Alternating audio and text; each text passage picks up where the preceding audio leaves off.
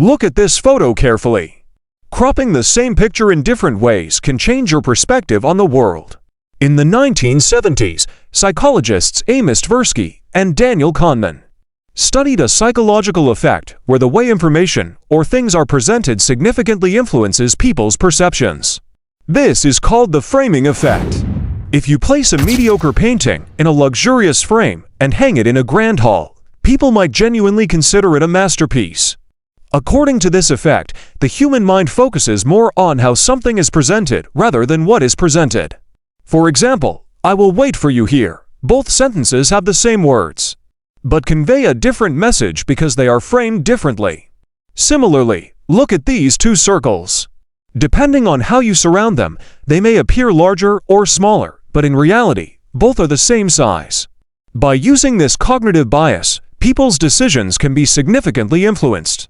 For instance, if you go to buy a juice packet and one says 85% sugar-free while the other says just 15% sugar, you are much more likely to choose the 85% sugar-free option, even though both statements mean the same thing.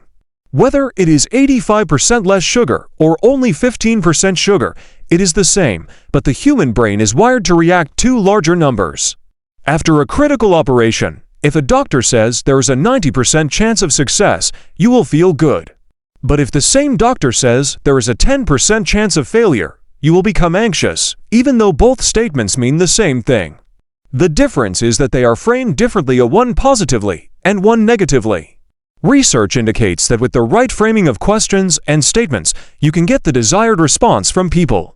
You just need to become a master of words. The framing effect is like in consumer psychology: fresh milk, fresh tomato ketchup, real juice. Whether these products are fresh, real, or not is not necessary. It's just their name, framed to trick people's minds into seeing them as positive and healthy.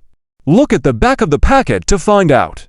News channels, politicians, charity campaigns, companies, and manipulators extensively use this framing effect.